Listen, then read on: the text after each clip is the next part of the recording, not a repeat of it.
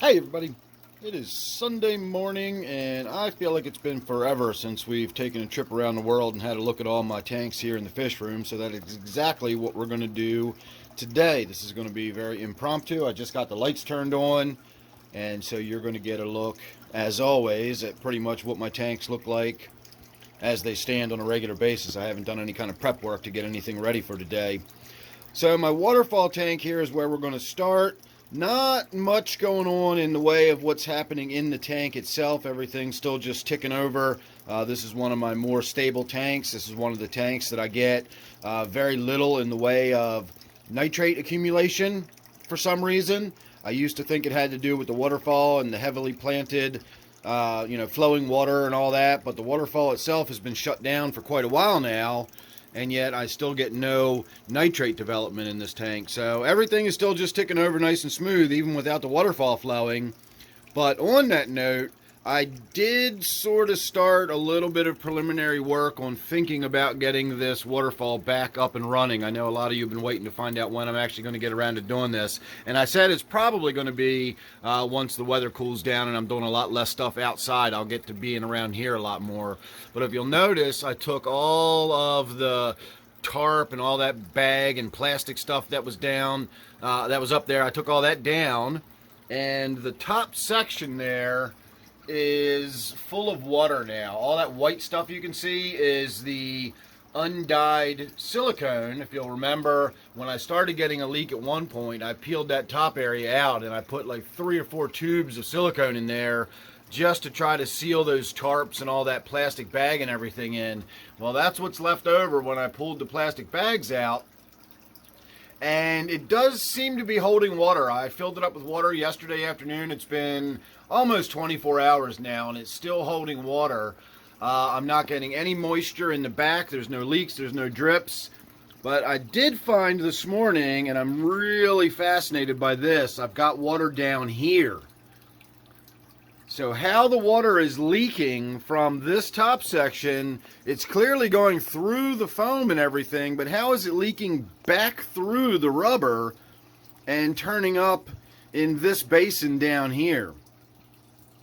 So if that's really what's going on, then I've got a leak in this basin, which is allowing the water to flow back into it, and I've obviously got a leak in that basin, which is allowing the water to flow out of it. But as of yet, we've got no moisture or anything in the back. So I'm trying to figure out where I've got the leak. First of all, if it's in a side area up here, like where the water's splashing against it, that's not going to be that big a deal. If it's in one of the basins, which is where I'm assuming it is, either up here or down here, that's problematic, and that's why I was getting so much leaking in the back, and the water was just dripping down the back of the unit, getting to my carpet and everything else. That's why I had to shut it down. So I don't know. We've begun thinking about it, at least, so at least we're moving in the right direction, and maybe one of these days we'll get to see this thing back up and running. I still don't know exactly how I'm going to do it, but I have definitely decided I'm not going to rebuild a new waterfall. I'm simply going to try to patch this one up, and if I can't, then who knows, maybe someday we will rebuild and do a new waterfall, but for now we're going to try to just get this one up and running again. So that's the end of that one. Again, not a lot going on in my actual tank. I did see the clown pleco in here. I don't see that very often, but I did see it this morning when I turned the lights on, so I know that's still in there, alive and doing well. And again, everything in there is just sort of ticking over like a clock. Same with my little foot tank down here. Nothing ever really changes in this tank. I did throw a bunch of guppies in there. I got a tank upstairs that just breeds guppies, and so I put a bunch in there. I now have a lot more guppies in this tank than I used to, but other than that, there's nothing really to speak of going on in my foot tank. So moving along, we'll come over here to my 29 miscellaneous. This is another one that just sort of ticks over like a clock. I never really do much to it. It is getting a little green. I'm getting a little bit of excessive growth on the Java there on the left. I don't mind the Anubias on the right so much. I'll let that get to the point where it's growing up almost near the surface before I cut the Anubias back down. But this Java is been years in the making. In fact, that little Anubias right down there, you can see in the bottom left corner, that's been in the tank since the beginning. That's been in there for years, and it's that small. And then, of course, this Java I haven't trimmed in probably a year, and it's just now getting to be about yay big, so I'll need to get in there at some point and trim that out. But otherwise, I mean, it's looking pretty good. I like the nice amount of green in there, but this is a tank I actually like to be able to see the fish swimming around too, so I don't want it to get too overcrowded. Otherwise, I did a water change on this tank. It was part of an experiment I did with another tank. I actually took some water out of this tank because I wanted some nitrate-rich water. And this tank certainly has nitrate-rich water, and I was able to use it in another tank, and in the meantime I just did a big water change on this tank while I was at it. Not going to get too much of a look at my angelfish right there, but the angelfish I've got in this tank is still doing really well too, and it's absolutely gorgeous, gorgeous angelfish. So we almost kind of get a look at it there. But otherwise, you get the idea. Not much going on in my 29 as usual. Just ticks over like a clock. So my first tank that's really worth talking about something different happening in it this week is my Gourami Tank. Let me get my cloth adjusted here at the top.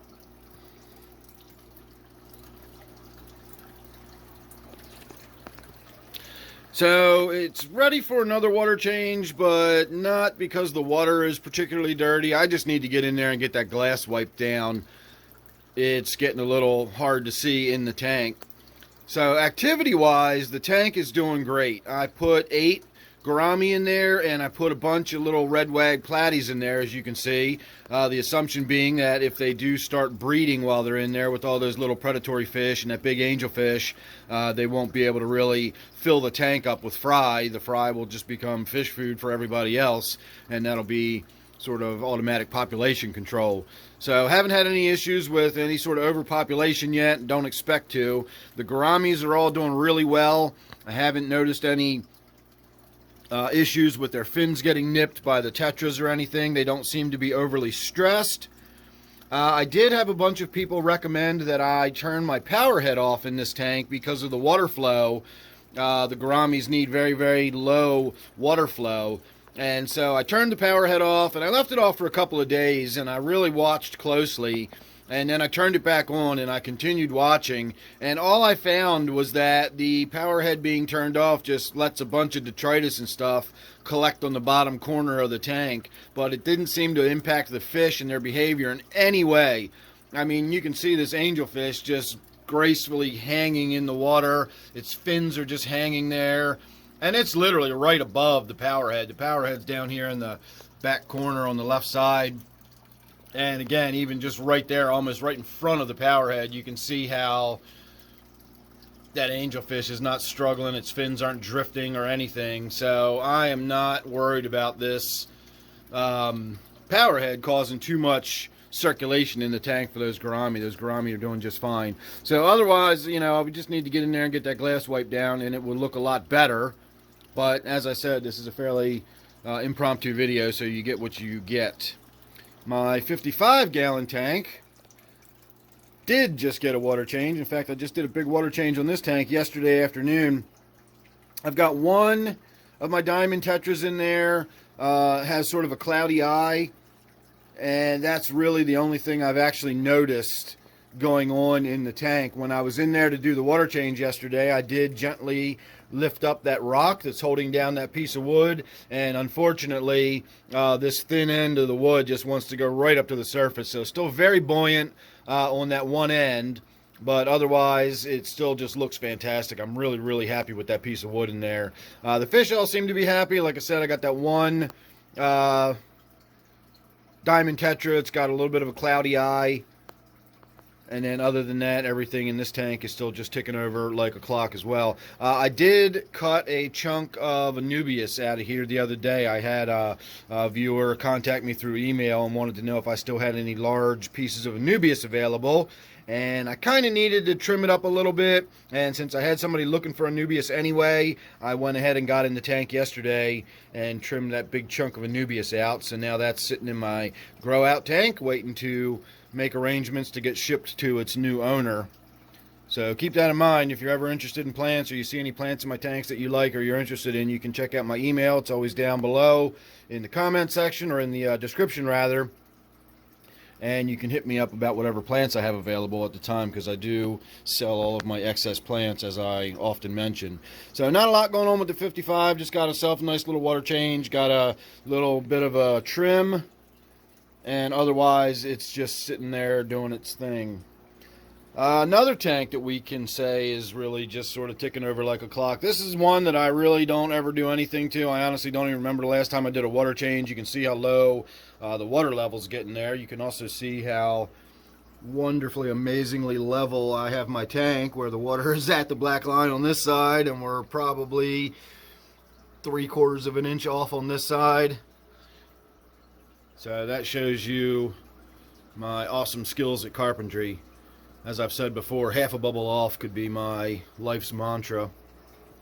Anyway, nothing really going on here. Just want to give everybody a look at it for a few minutes while I chit-chat about it. Got 4 fish in the tank, Siamese algae eaters rather, and then I've got 2 more rubber lip plecos. They're either rubber lip plecos or clown plecos. I can never remember. And while they don't look as stripy and colorful as a clown pleco, they also don't look as plain and bland as the rubber lip plecos. They do sort of have a patterning and striping on them.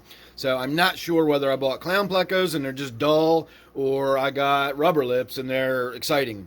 But I got 2 of those in here, and then I got 4 of the Siamese algae eaters, and they always hide whenever I come up to the tank. So it basically just looks like an aquatic garden. But there you go. Not much changed in this tank. We'll get to it one of these days. I know I say that all the time, but we will. Moving on to my 125-gallon New World tank. I added 3 new spotted silver dollars to this tank the other day. I was at Petco. I was actually going there to look for some Embers Tetras to add to another one of the tanks that we're going to see here in a few minutes, and they did not have any Embers. But while I was looking around, the sales associate pointed out that they had some large silver dollars that somebody had given up. Elderly woman had to go into a nursing home and was no longer able to take care of her fish, and so some of the silver dollars had gotten put in one of their tanks as sort of an adoption attempt. And so I was able to get those at a really, really good price, and they got a good home.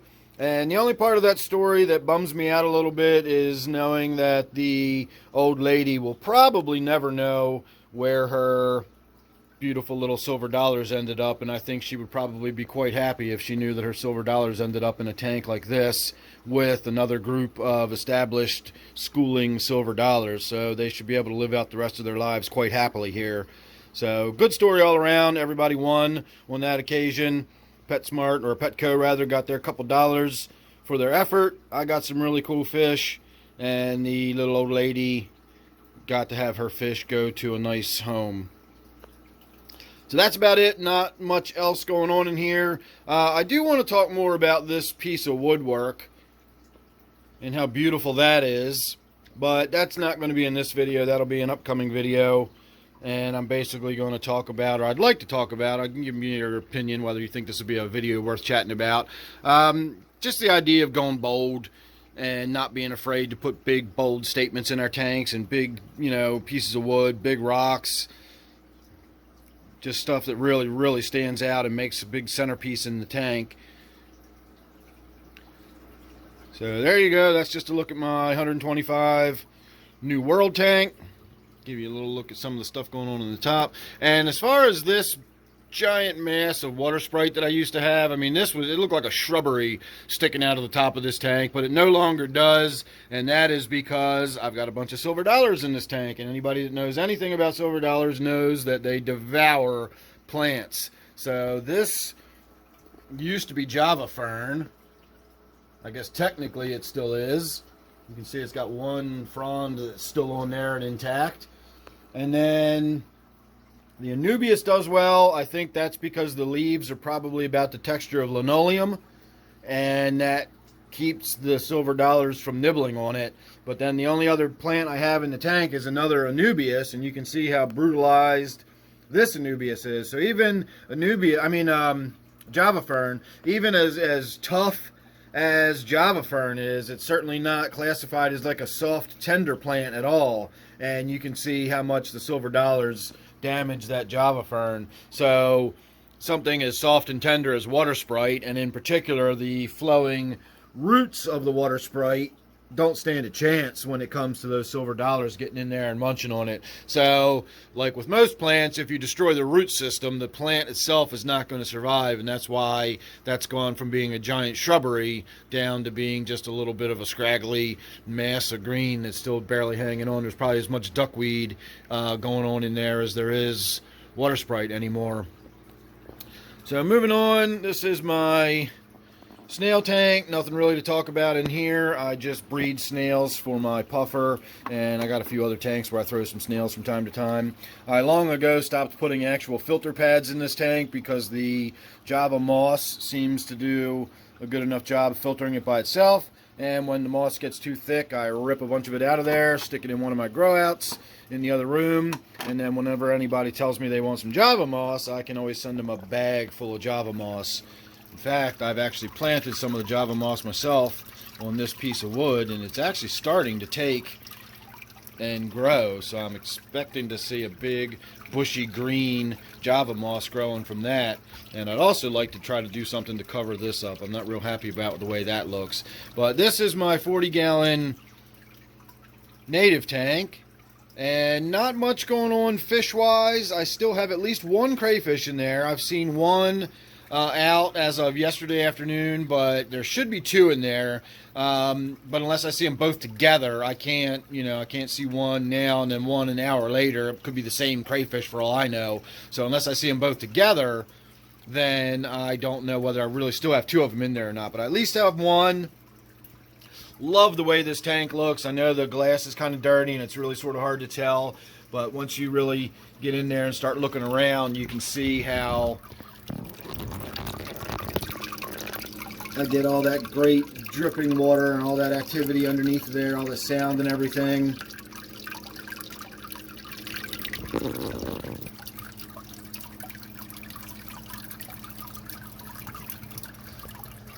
Really like the way this looks. And speaking of going bold and using a big center piece of wood, this piece of wood was so big I could barely fit it in the tank. I literally had to twist it and jigger it in there, and this corner is actually pressed up against the glass just to get it to fit.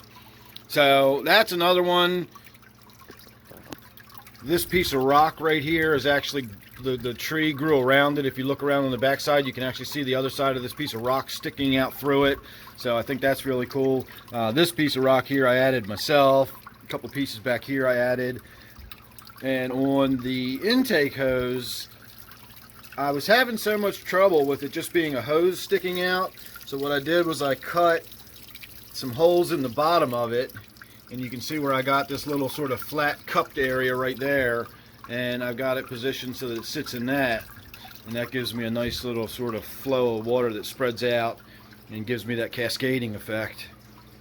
So all in all, I'm really happy with the way this tank has turned out. The two things that I don't like about it is that I get the green growing on the glass really quickly because it's so brightly lit, and I almost have to come in here on every couple of days and wipe that glass down if I want to really be able to see in there really well. And of course I get this dry sort of, you can't really see through the glass. This is an older aquarium and it gets that stuff on there. So not the best looking tank, but what's going on in the tank I absolutely love. But the physical glass itself and the tank itself, this is an old freebie I was given years ago by somebody. In fact, you can see they had drilled a hole in the back corner because they had run a sump into it, and now I've got epoxy putty in there sealing up the hole that they had created. So there you go. That is just a look at my native tank. In fact, here's some Java moss that I pulled off of something the other day and set down, and I actually never got around to putting it back in some water. But you know what, as dry as that is, I bet if I threw that in water it would rehydrate and start living, because Java moss is darn near indestructible. So that's my 40 native. Now we're going to move on to my 125.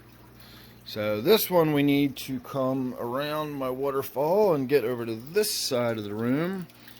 and we can get a better look at the whole tank. These 125s are 6 feet long, so you got to kind of stand pretty far back to really get a good look at it.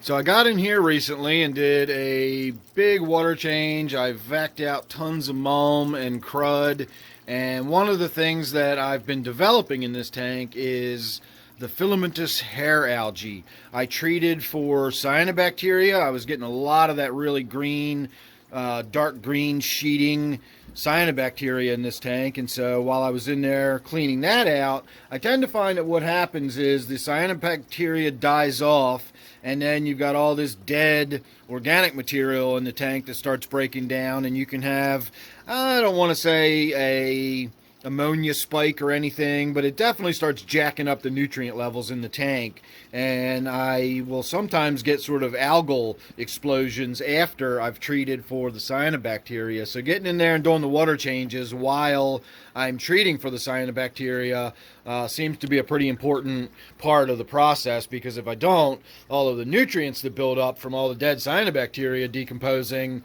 usually wind up giving me algal explosions, and that's kind of what was happening in this tank. I was just getting tons of that really long, stringy filamentous algae. It's Spirogyra. It's the stuff that by the end of the summer, when you look at a pond, it's just got that green, hairy, floating mats and nasty algae.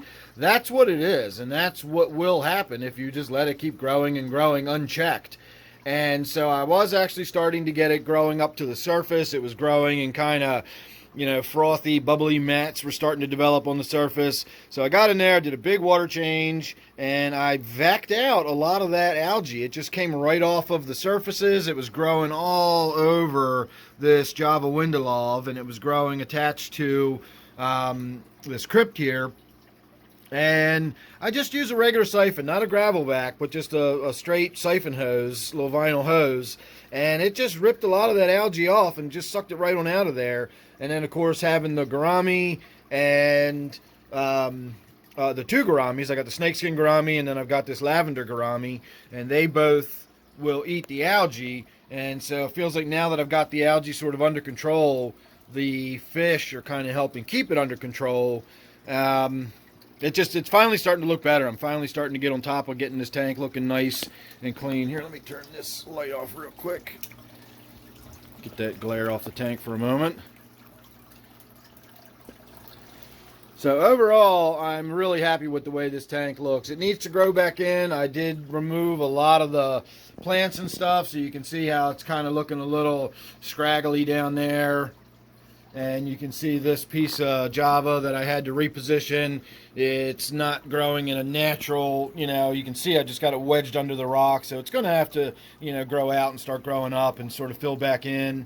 I'm probably going to have to wait for the last little bits of this algae and stuff to clear out of here. We can see my Nubius down here. It's covered in some stuff, looking a little rough. I had to replant that. The fish had knocked it loose and it floated up to the surface. So that's kind of a transplant. But all in all, things are shaping up and starting to look better. And I did see my catfish. In fact, we can kind of almost see it now, though I don't think it's going to actually come out on camera. If you can just make out right back in here, you will see that right there is the sort of back end and the tail of my Synodontis Euteris. I finally bought another one of the African featherfin squeaker catfish that I used to have in this tank, and it's really, really shy and reclusive. It does not come out. It doesn't even come out during feeding. I will occasionally see it when I turn the lights on, but the other day when I was in here doing the really big water change and scrubbing the tank out, and a lot of commotion going on in the tank, I did apparently upset it enough that it was out and swimming around like trying to find a new place to hide. And so it's definitely still in there and doing well. So that's all that I can think of that's going on with my 125. Just wanted to take a few minutes to have a look at that one too, because I think it's finally starting to look good enough to really show off a little bit. Moving on to my deep sand bed tank, and this isn't sand necessarily, but it is a very deep bed. I got about 5 to 5.5 inches of planted substrate. So it's a special substrate that's meant for planted tanks. It's bimodal, so it's got sand mixed in with the gravel, and the gravel itself is very porous, so it's got a lot of territory for nitrifying, or in this case, hopefully denitrifying bacteria to develop over time. I almost want to say it already has developed it, because no matter what I do, I just do not get nitrate accumulating in this tank. I did an experiment recently where I jacked the nitrates way up. I took some dirty water out of my 29 miscellaneous, as we talked about earlier in this video, and I ran the nitrates in this tank up to about 80 parts per million, and then I monitored it for a solid week. And while I can't definitively say the nitrate level came down, it did kind of look like it had come down a little bit. But more importantly, at the very least, it did not go up anymore after a week. And so once I changed the water again, I got it back down to near nothing. It's down to about 5 parts per million nitrate in there again. And here we sit. It's been another week, and we're still sitting right around 5 parts per million nitrate. Like, the nitrate in this tank just does not accumulate. It just sits where it sits, and it just does not accumulate. So I don't know if I've already established a denitrifying cycle or what. The tank hasn't been up and running for but a few months now, and that seems like a really, really short period of time in order to establish a denitrifying cycle. There's been some suggestion that possibly the wood that is in the tank and decomposing is using some of the nitrogen out of the tank. In this case, it would be the form of nitrate that will be, removed from the tank in the process of the wood decomposing. I don't necessarily believe that to be true, but we're going to find out whether or not that's true, because in my quarantine tank here, I went out to the reservoir the other day and I just grabbed a piece of wood and we threw it in this tank, because this tank has nitrates that go through the roof. And every time I ever look at it, I've got dark red vial, or the test strips always turn dark red. So loads of nitrate in this tank, even though it is covered with duckweed, and it usually has a lot more of the water sprite growing in there. So I took a bunch of water sprite out, I took a bunch of the duckweed out, and then I put that piece of woodwork in there. And so the duckweed's going to grow back, and the water sprite's going to grow back. And while all of that's growing back and all that vigorous plant growth is going on in there, I'm still going to watch my nitrate go up through the roof in this tank. So it's definitely not the plants that are soaking the nitrate out of the tank. I've got no sand bed at all, no gravel, no nothing. So if the woodwork is going to be responsible for reducing nitrate, then that piece of wood right there is going to help us find out, because it's a really gross, rotty, soft piece of wood. And if ever there was a piece of wood that's decomposing, that's going to be it. I mean, the fish have been in there munching on it because of all the algae and stuff growing on it. So we'll see, but I'm not expecting the nitrate to come down in this tank at all. I did get the nitrate down to a very low number through doing water changes and stuff, just so we can start at a low point, but we're going to wait and see what happens with that. Not much, I don't think, but there you go. So that's what's going on with my quarantine tank. We'll get to the final tank in this video, and that is my brackish tank, although, as I've said many times, the water in this tank is no longer fully brackish. I do add marine salts, but I don't add a lot of marine salts, and we keep it just below that level of where it would officially be considered brackish water, and that seems to be right where my pufferfish does the best. So right now I've still got an air stone in the tank. I was treating this tank. I don't know how I did this, but somehow last time I did a water change on this tank, I did not plug the filter back in, or I didn't turn the filter back on properly. And long story short, this tank somehow sat here for about 3 months with no water circulation. A completely stagnant tank. I had no air stone, and I had no water circulation from my filter at all. That spray bar was not running. So literally a stagnant tank for 3 months. It just sat here, and eventually Butterbean, my figure 8 puffer there, started developing a cloudy eye, and that's when I got in there to start medicating the fish, is when I realized that the filter wasn't on. And as a result, I've been medicating with Canaplex and I've been using an air stone while I've been medicating. So the medication process is over. Butterbean's looking good again. Not sure his eye is 100% clear at this point, but it's clear enough that it's definitely on the mend, and I'm not too worried about it anymore. Got to make sure I stay on top of keeping that filter running. I may put a small air stone in this tank just as sort of a redundancy safety thing. I make sure I keep an air stone in there, and then that way if I ever do forget the filter jams or whatever, I'll still have a source of circulation and gas exchange and that sort of thing. So that's about it. This tank is ready for another water change. I got to get the last dose of Canaplex. You know, I finished medicating now, so it's time to do the water change. I will get in there with the siphon, and I will remove some of the snail graveyard that you can see in there. And I know it's kind of dimly lit, but the eye that is facing us, Butterbean's left eye, is the one that was all boogered up and cloudy and everything, and you can see it's not anymore. So he definitely recovered nicely from whatever was going on with his eye. So there you go, everybody. All the way around the world back to where we started. So I am going to end here with my 29 miscellaneous, and I'm going to say thanks for watching. Hope you enjoyed that. Make sure you're subscribed if you're not already. See you real soon in the next one.